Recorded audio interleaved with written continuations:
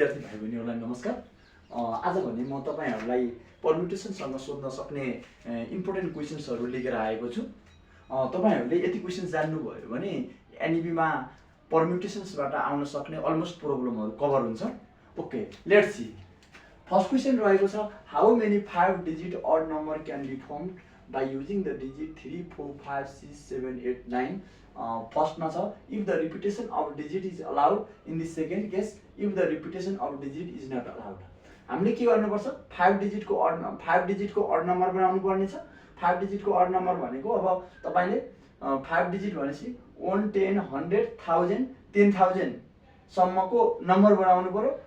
जुन नम्बरहरु के हुनु पर्यो तपाईको ऑड नम्बर हुनु पर्यो है।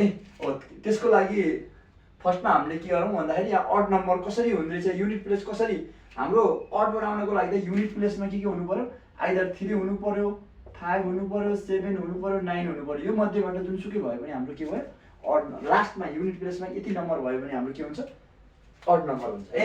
अब फर्स्टमा तपाईको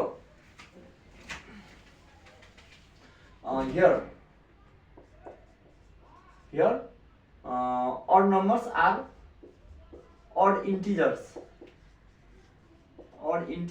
are 3 5 7 9 odd integer तपाईको कति छ, 3 5 7 9 रहेको छ।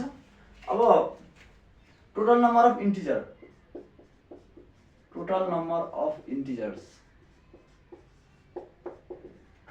integer means including even also eh? Total number of integer n is equal to कति भयो तपाईको 7 भयो। अब हामीले के छ भन्दाखेरि क्वेशन्सले यसको मतलब हामीले ऑड पोजिशन्स ऑड नम्बर चाहिँ ऑड नम्बर बनाउने भनेको लास्टमा 7 राखेर 9 राखेर 5 राखेर 3 जुन राख्दाखेरि पनि भयो भनेको युनिट प्लेस हाम्रो 1 2 3 4 चारवटा वेबाट हामीले युनिट प्लेस राख्न पायो है। अब तपाईको क्वेशनले के भन्छ, repetition of digit is allowed. First case when repetitions of digit is allowed. जब रिपिटेसन अफ डिजिट अलाउड हुन्छ भनेको 3 लाई हामीले 5 डिजिट ऑड नम्बर बनाउनलाई धेरैचोटी प्रयोग गर्न पायौं है। धेरैचोटीको प्रयोग मतलब 5 डिजिट ऑड नम्बर हुने गरी प्रयोग गर्न पायौं है। अब when the repetition of digit is allowed, यो केसमा हामीलाई के थियो, unit place here unit place can be filled up into जतिवटा नम्बर छ त्यतिवटा into 4 ways। युनिट प्लेसलाई हामीले के गर्न सकिने भयो, 4 ways ले फिल अप गर्न सकिने भयो। अब 10 place can be fill up, remaining place, अब remaining places, remaining number of places, remaining number हाम्रो प्लेसेस के हुने भयो, अब युनिट प्लेस भयो 10 100 1000 10000 भनेको कति हुने भयो, remaining number of places are is equal to कति भयो, 4 भयो। अब क्वेशनले के भने भन्दा if the repetition of digit is also allowed, जब रिपिटेसन अफ डिजिट अलाउड हुन्छ भन्ने कुरा मैले प्रिभियस भिडियोमा लेखाइराखेको थिएँ। Total when the repetitions of digit is allowed, when the repetitions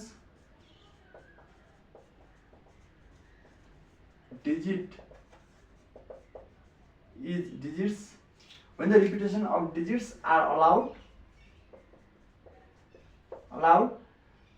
then total number of arrangement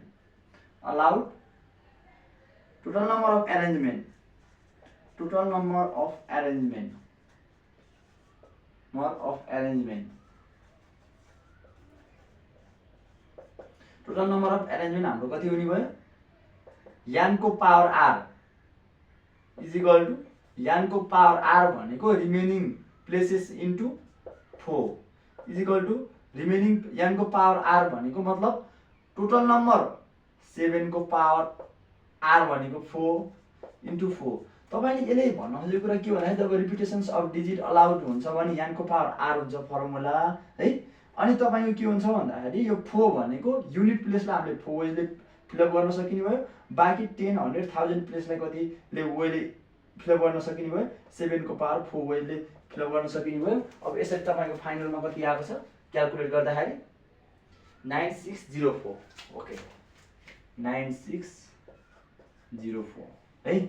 अब नेक्स्ट केसमा तपाईँको के छ भन्दाखेरि if the repetition of digit is not allowed, जब तपाईँको repetition of digit not allowed हुन्छ, case I when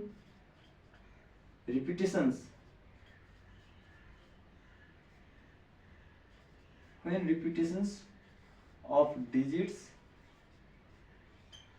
when the repetition of digit are not allowed, digits are not allowed भनेको अब तपाईले युनिट प्लेस अब टोटल नम्बर अफ अरेन्जमेन्टमा direct लेखेँ, total number of arrangement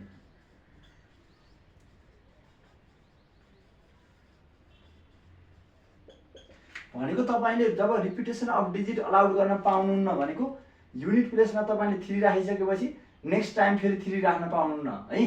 भनेको युनिट प्लेस हाम्रो 3, 5, 7 unit place कतिवटा वेज छ 1, 2, 3, 4 4 वेजले unit place can be fill up by 4 wage.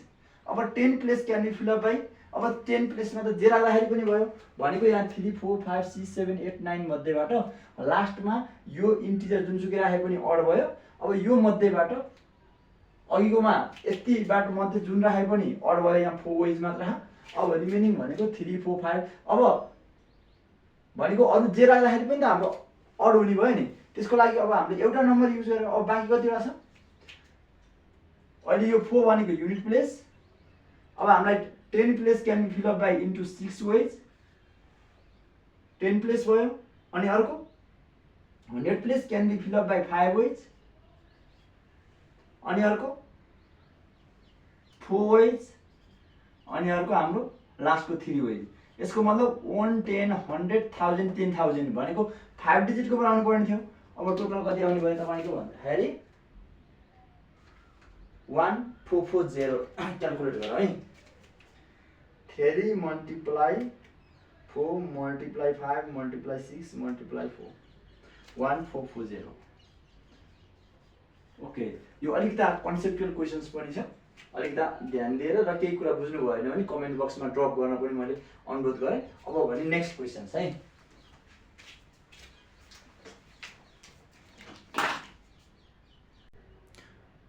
Okay next problem रहेको छ how many ways can 4 boys and 3 girls be seated in a row, जहाँ चाहिँ 4 boys र 3 गर्ल्स चाहिँ seated in a row containing 7 seats, जहाँ चाहिँ 4 boys र 3 girls छन्। यहाँ गिभन कुरा लेखौँ सोलुसन है।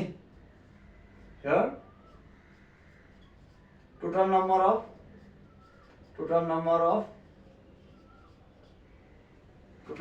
अफ स्टुडेन्ट मानौँ, बोइज र गर्ल्स भनेको अहिले यहाँ student total number of students i.e. boys plus girls is equal to कति हुने भयो 7।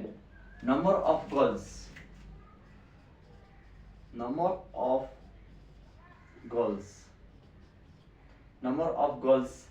is equal to कति हाम्रो 3 girls 3। number of boys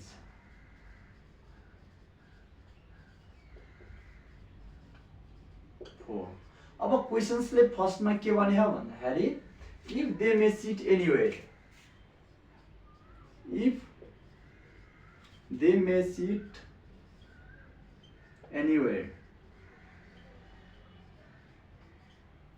तपाईले के बुझ्नु पर्यो भन्दाखेरि यहाँ 7 जना छन्, टोटल अल टुगेदर गरेर 7 जना छन्, जसमध्ये 3 जना गर्ल्स छन् र 4 जना के छन् बोइज छन्। इफ दे सिट एनीवेयर यसको मतलब 7 वटा सिट छ, 7 जना छन्। इफ दे सिट एनीवेयर यो बेला तपाईले के गर्ने हो भन्दाखेरि total number of arrangement is equal to total number of arrangement total number of arrangement is equal to total number of student 7, total number of seat p1, n भन्थ्यो हामीले p1, n भनेको total number of student 7, total number of available seat 7. यसको मतलब 7 factorial by 7 minus 7 factorial गर्दाखेरि तपाईको यो तलपट्टिको 0 7 factorial by 0 factorial. यसको मतलब 7 factorial भनेको तपाईको कति आउने भयो 7 factorial भनेको 5040 5040.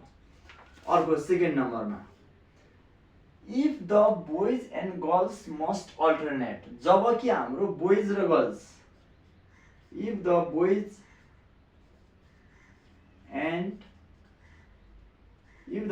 and girls are alternate,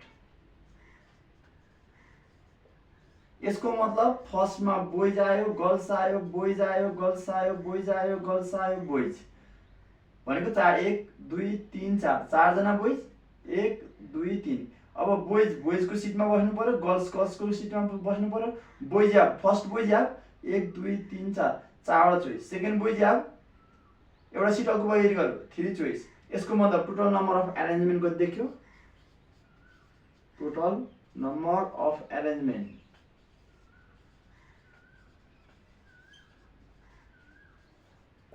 भनेको बोइजले 4वटा बोइज छन् 4 factorial वेले अरेन्ज गर्न सक्ने भयो. अब रिमेनिङ गर्ल्स 1 2 3 इन्टु 3 factorial वेले अरेन्ज गर्न सकिने. यो मल्टिप्लाई गर्नुको कारण एउटा इभन n1 वेले छ अर्को इभन n2 वेले छ. Total number of even n1 into n2 वेले भनेर प्रिन्सिपल अफ बेसिक काउन्टिङले भन्छ. टोटल हाम्रो कति आयो 144 आयो 144. अब सी नम्बरमा तपाईले के भनेको भन्दाखेरि सी नम्बरमा if all 3 girls are together, यसको मतलब तपाईको total number of boys if all 3 girls are together, if all 3 girls are together, यसको मतलब टोटल नम्बर अफ गर्ल्स भनेकै एउटा हुने भयो. Total number of student total number is equal to 4 boys plus 1 girls is equal to 5 जना है. All girls are together 3 जना girls 3 जना भनेको एउटै हुने भयो 4 boys plus 5 boys. Total number of arrangement कति हुने भयो नम्बर अफ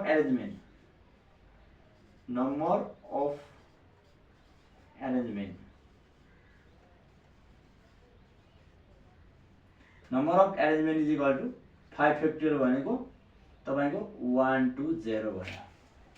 ठीक छ ओके. केही छ भने तपाईहरुले कमेन्ट बक्समा ड्रप गर्न पनि म अनुरोध गरे. अब लास्टको डी नम्बर है.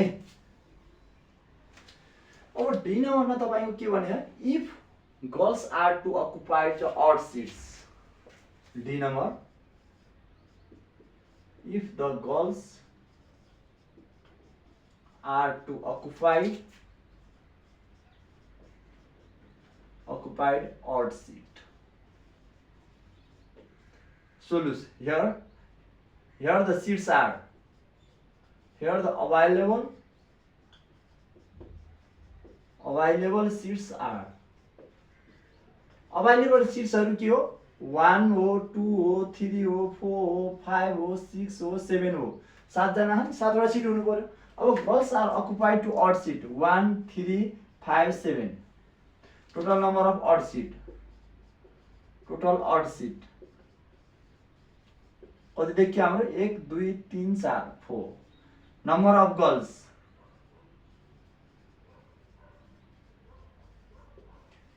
Number of girls n is equal to कति देखियो n. अब नम्बर अफ गर्ल्स 4 वटा सिट छ तपाईको 3 जना गर्ल्स छन् इज इक्वल टु 3 भनेको टोटल n भनेको 4 वटा भयो. r भनेको कति भयो भनेको 4 वटा सिट 3 जनामा 4 वटा सिट छ. अब हामीले 3 जनालाई अरेन्ज गर्नु पर्यो भनेको टोटल यो अरेन्जमेन्ट कति हुने भयो गर्ल्सलाई मात्र occupied. Girls can be arrange into now girls can be arranged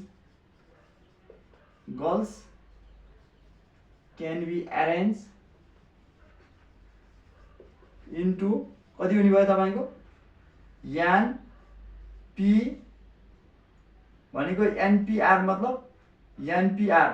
मतलब 4p3। अब हामीले गर्ल्सको मात्र एरेन्जमेन्ट निकाल्ने होइन नि, गर्ल्स चाहिँ अड पोजिसनमा बस्छन्। अब बोइजहरू अब बाँकी केमा बस्ने भयो 2 मा 4 मा 6 मा र एउटा अडमा बस्ने भयो भन्ने कुरा छ। अब टोटल नम्बर अफ एरेन्जमेन्ट के देखिने भयो, total arrangement is equal to 4p3 यो गर्ल्सको अड सिटको एरेन्जमेन्ट इन्टु गर्ल्सको फेरि girls within the odd seat आफै पनि एरेन्ज गर्न सक्छन्, गर्ल्स 3 जना छन् 3 एरेन्ज 3 फ्याक्टोरियल। अब बोइजको त चाहियो फेरि इन्टु कति बोइज भनेको 4 फ्याक्टोरियल भनेको तपाईँको लास्टमा कति आउने भयो 4p3 भयो अल टुगेदर गर्दाखेरि 96 आउने भयो है। अब यहाँ तपाईँको गर्ल्सहरू अड सिटमा बस्छन् र बोइजहरू रिमेनिङ सिटमा बस्छन्। यसको मतलब गर्ल्स 135 मा या 753 मा जुनसुकैमा बस्न सक्छन्। यो तिनीहरूको चोइसको एउटा कुरा लेख्यो। अनि गर्ल्स विदिन द एरेन्ज गर्न सक्छन्। अनि लास्टको कुरा के भयो फेरि बोइज त आफू फेरि एरेन्ज गर्न सक्ने भयो। यसरी तपाईँहरूले गर्नु पर्यो। अब भने नेक्स्ट प्रब्लम